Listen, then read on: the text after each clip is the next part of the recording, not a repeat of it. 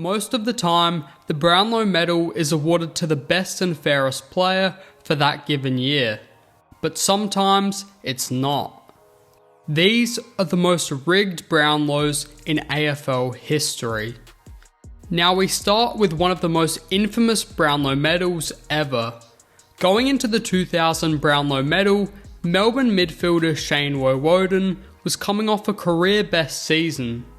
While Woewodin struggled to perform in the Demons finals campaign, his home and away performances were quite good. He averaged 22 disposals and a goal per match, winning the club's Best and Fairest award. Western Bulldogs great Scott West was the favourite to take home the medal, averaging way more disposals than Woewodin, 29 to be exact. Andrew McLeod was also in contention, with similar stats to Woewodin, but kicking a handful more goals.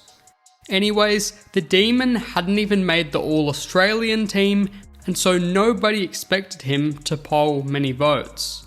In the last round of votes, Scott West earned a singular vote for his performance against Hawthorn. This left Woewodin and West tied in first place at 22 apiece, with the West Coast vs Melbourne votes still left to be read out. 17 disposals and a goal were enough to win Woewodin his first and only Brownlow medal. While he was certainly one of the best players for the 2000 season, leading his team to a grand final, Bulldogs fans can't help but argue that Scott West had his Brownlow stolen.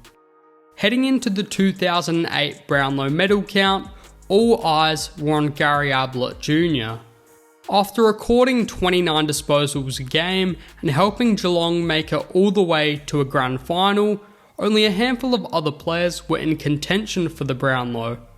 One of those was Chris Judd, who'd previously won the prestigious award in 2004.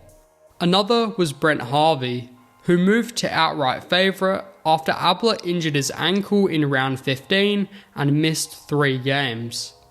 Now, Adam Cooney had a very solid season going into the night.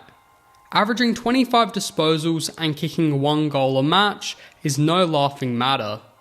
But Cooney polling way higher than expected wasn't the only surprising story of the night.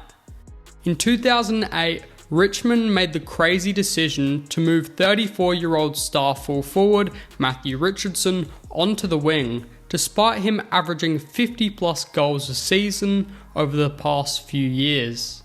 The move paid off, with Richardson starting on the bench for the All-Australian team and still kicking 48 goals as a winger. But the biggest surprise came when he polled 22 votes on Brownlow night, finishing in third for the medal. Anyways, let's go back to Adam Cooney. And when Cooney won, not only was the entire crowd shocked, he was too. The Dogs midfielder had clearly not expected to win the award, and as a result, hadn't prepared an acceptance speech. But that made it all the more entertaining. While Cooney certainly had a great 2008 season, there were just better candidates. In 2014, Matt Priddis shocked everyone when he took out that year's Brownlow medal with 26 votes, despite not being good enough to make the All-Australian team. The Eagles inside mid averaged 29 disposals, 8 tackles and half a goal a game. But still, West Coast failed to lock in a final spot, narrowly missing out in 9th place. Let's take a look at who he beat out to win the award. Runner-up Nat Fyfe polled 25 votes, one behind Priddis, and he averaged 27 disposals, 5 tackles and a goal a game. It's fair to say that Priddis was a tackling beast, and a lot better in that area than Fyfe. However, it's unfair to just compare their stats. When Fyfe had the ball, he'd fend off players, create space, help teammates out of trouble, and set up goals. And when it came to big moments at the end of a nail-biting game, Fyfe always came in clutch. The problem with Priddis is that a lot of his disposals were regular handballs or just hacking the ball forward, with the occasional goal or two. While the All-Australian selectors did a great job of identifying this, the umpires failed to do so for the Brownlow. But Fyfe couldn't actually receive the award, as he copped a 2-match ban for an accidental head clash with Gold Coast's Michael Rischitelli, and another 2-game ban for striking Hawthorn's Jordan Lewis off the ball. So who came in third place? Buddy Franklin and Gary Ablett Jr. But it was Ablett who nearly beat Priddis and won the Brownlow. With stat lines of 32 disposals, 6 tackles and a goal and a half a game, Ablett looked in prime position to win his 3rd Brownlow medal and go back to back.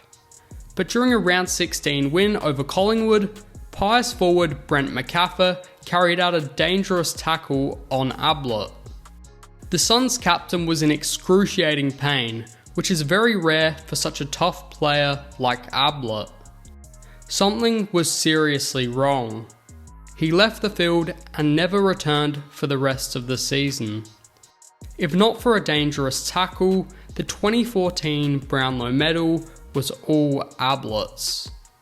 Ollie Wines' 2021 Brownlow medal has a very similar story to that of Matt Priddis's in 2014.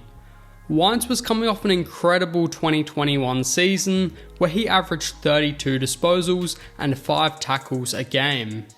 Although Port Adelaide finished second on the ladder, Wines couldn't lead them to a premiership.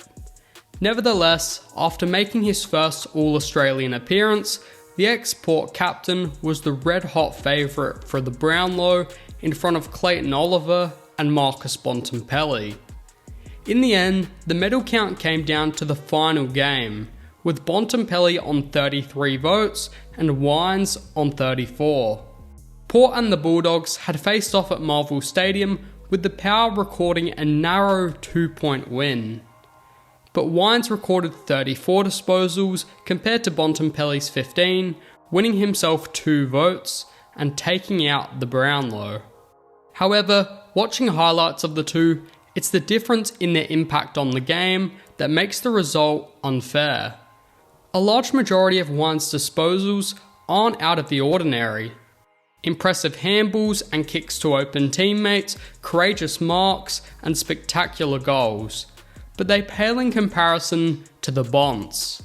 He's just got a lot more explosiveness and star power than Wines. This was on perfect display in the 2021 prelim final between the two teams that same year. While Wines recorded 38 disposals to Bontempelli's 20, it was the Bulldogs who got away with a 71-point win, with the Dogs captain having a far greater impact than his Port counterpart. Finals are just made for players like Bont, but if this was just a regular season game, Wines would have certainly picked up 3 votes. I think the umpires are to blame for this one. Which Brownlow medal do you think was the most rigged? Let me know with a comment down below. And do not forget to click that subscribe button.